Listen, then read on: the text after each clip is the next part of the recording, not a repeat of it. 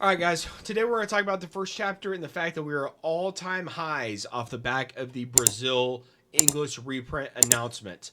I don't like it, and I'm going to tell you why. All right, guys. So off the back of the Brazil announcement and more first chapter in English being on the market here in a few short, weeks and months, we are now at all-time highs for sealed first chapter. $1,600 for a sealed booster box case, $400 for a sealed booster box.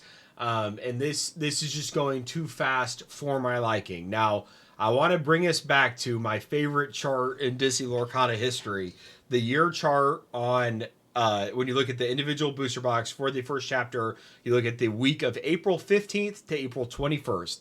This was an amazing week to look at. Like when you think about like moments in time as we progress through Lorcana as a collectible, we have these memories. This is a week that I'll never forget. This was, look at the speculation that was going on here. We had a floor of 185. We had a ceiling of $350 in this week time frame. The price got cut in half overnight for this product. And the reason why it was just an iconic time, at least for me, right? I have a lot of nostalgia around this week because the first chapter had started to expedite in price very, very quickly. It was going up $10 to $20 a day. Listings were getting eaten through. It was clear that people were really starting to speculate on the first chapter. And you've got to think, guys, this was after the first initial huge reprint. So Lorcana came out, it was scalped to the moon. It was $500-$600 a box for a very short time frame. It then was released and reprinted and released, and we had a whole bunch of cycles where more hit the market. This was the first time where we truly went through like, okay, it was like $200 a box for a while. It was even $150 a box for a while off the back of the first huge reprint. And then it kind of started hitting exit velocity very quick. We get up to 350 and we get smashed with this restock. When this happened, the negative sentiment was out and about. Lorcana's dead. Ravensburger doesn't care about collectors. They don't care about investors. It takes two to tango. You can't survive without collectors. This game is dead. They should have added a different indicator to it to indicate that it wasn't the first print. The only thing that matters now is first run booster boxes. Lorcana is going to zero. This was also very similar to it, or a very similar sentiment to whenever they made Pixelborn come down. Very similar. Wow, this game's going to zero. Can't even play it online. This game is worthless. What a dumb move by Ravensburger. Clearly incompetent. They don't know how to run a TCG. This game is going to zero. These two time frames were very similar in terms of overall community sentiment. Now, I try to stay even kill and try to give you guys a longer time horizon, and so I'm going to do the same thing here today. I do not like the fact that we hit all-time highs at 326 a few months ago, and now we're at new all-time highs at $400. This box is going up very, very fast in price, and that is going to bring in a lot of people who are not here for organic means. The reason why I love time periods like this, and time periods like this give me confidence in Lorcana as a long-term collectible, is because the people who are only here to speculate, there has to be times where they get absolutely rinsed. And so this time frame was it. They were buying at $250 a box, $275 a box, $300 a box, $350 a box, and then the restock comes. Boom, down to zero. They're all like, wow, this is worthless. I'm out. We have to go through the grind of acquiring new players, sitting on your boxes, stagnant price movement for 6 to 8 months. And then we get to a point where the supply and demand equilibrium finally shifts. We see an uptick in prices. And we're like, oh, okay, we went from 220 to 240. Now we're at 300 overnight. Now we're at 300. We're kind of grinding through that for a little bit. Now we're up at 400. We are seeing the effects of this, in my opinion, in other spots of the Lorcana market, which is good overall in terms of Lorcana as a collectible. People are really starting to realize what Lorcana is, the potential Lorcana has, and so the narrative is starting to shift to a very, very small degree. But the sentiment around Lorcana for a lot of the people in like the Pokemon, One Piece, Magic, etc. communities is very much that Lorcana is a forced TCG. When I go to fight for my local Pokemon restock to get a Prismatic ETB after I win the Royal Rumble and I go to get my Prismatic, there's still Lorcana on the shelves.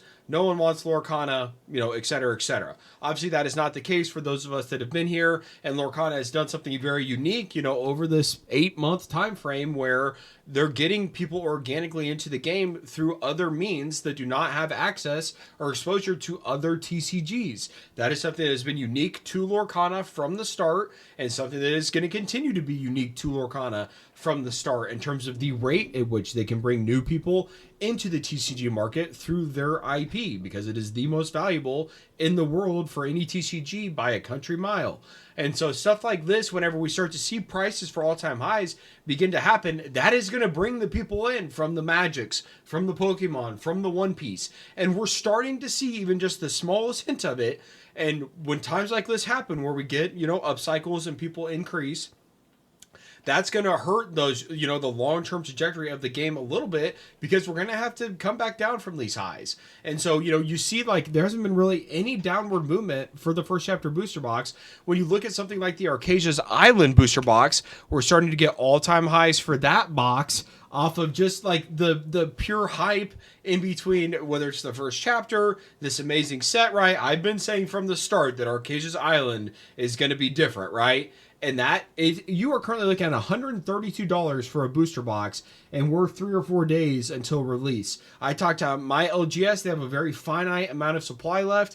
They've increased their prices because they're selling through it so quickly. And so whether that's the demand growing, speculation growing, I don't know, but we're starting to see kind of some new thresholds be hit. Now, this is not to say to go out and FOMO and get Archazia's Island. I think in a few weeks, months, etc., it's going to be readily available, just like every other Disney Lorcana set has. But it's got the potential due to all these factors, whether it's the first chapter hitting all-time highs, Archazia's Island being an amazing set, and chances are hitting. Speculation starting to, people are starting to get their boxes because they're worried. We're at, $132 pre-sale price for a booster box, when normally this is closer to like $110 for this given time frame, would be a more healthy number and what it's typically at. And it was at that number, worth noting, $113 for a long time. And then people are starting to realize that there may not be as much of it out there as there historically has been. And then this is kind of leads us into like what I'm most scared for. I've heard a lot of rumblings at this point, and I don't have any proof, but we're probably going to be getting some new art tiers coming down the road, and sooner rather than later. And if that happens, that is going to increase the pack opening experience. That is going to increase the overall just a total addressable market that want these boxes. And it could very easily shift the entire market from what Lorcana is now to a whole new level. And these boxes, like I got my case for $400 on the day of LGS. A couple sets from now, that might be a $500, $600 case. I like my cases at $400, right? Now, I'm going to still be in the market at $600, but I'm not ready for this accelerated growth yet. And that's going to cause reprints and more negative sentiment. It's going to put a ton of pressure on Ravensburger. We haven't even got to Worlds. We haven't even got, you can't even turn on Disney Plus yet and see Lorcana. Once again, you just think of a world where, we get towards the end of this year, and I'll kind of paint this picture. We'll end it here. I want to hear your thoughts on it. Am I overreacting, right? I'm a firm believer things are never as good or as bad as you think they are, but just, stay with me here for a second. So, world all-time highs for the first chapter without releasing any sort of retracement for a few months now, right? And it's a very thin line between 400 and 500, right? So we're shaping up for some more all-time highs very soon. Now, off the back of that, we also have possible new rarity tiers. So, pack opening experience going to be better. Likelihood that more people come in, expected value is higher. Very, very good. We then lean into, we have Worlds at some point in this year. It's been confirmed that it's going to happen in 2025. When is it going to happen? I don't know. If it coincides with some sort of new rarity art, or I say rarity, but really just a new art design. If it coincides with a new, we get some sort of mid-tier that I've been talking about between Legendary and Enchanted, in combination with Worlds going on, the hype around being at Disney World for that, like the press that it's going to garner, that could be a significant change in the ecosystem that even has nothing to do with the current price action that's happening within the game and within some of the sealed products and the individual cards, like the Rockstar Stitch. You combine all of that And then add on to the fact that, like, what if there was some sort of animated series or something? You turn on Disney Plus and you see Lorcana. Now, obviously, that's not going to happen in the short term. An animated series, I'm just literally throwing that just like on the wall to build into this, just kind of picture that I'm painting. But like, you turn on Disney Plus and you see something about Lorcana, whether it's just an animated short or an animated series, or like, just something that bringing this TCG, the IP and the glimmers and the things they've created and bring it to the main screen like only Disney can do, putting together some sort of animated series around it. You then have, whoever wins the world's 1-of-1 trophy card, maybe they sell it and it garners $1 million or $2 million sale. And then you start to pick up the press around that. Like, you can start to get to a point where Lorcana can accelerate like we've never seen. And so while that would be cool and it would be fun to experience, I love time periods like we looked at with the first chapter booster box. And I just don't know if we're going to see a time like this for the, for the foreseeable future. And while that's going to be a lot of fun, I just know that for the organic growth of the game, cycles like this have to happen.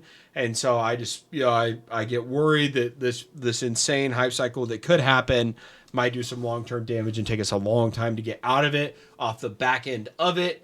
Once again, it's just going to put a lot of pressure on Ravensburger. They have to deliver at a high level. They're going to have to be pumping out packs. I could just see demand going absolutely nuclear from here. So with that being said, guys, that is going to be it for today's video. I hope you like it. Let me know your thoughts. Obviously, I know it's a very hot topic, very polarizing, right? Some people might completely disagree with me and they want to see their product double overnight. Some people might agree that we need, we need some, you got to have some bad sentiment now and then. People need to get rinsed. And, I'm just worried that we're not going to have enough rinsing. So thank you very much for watching, guys. We'll be back with another video soon. Bye.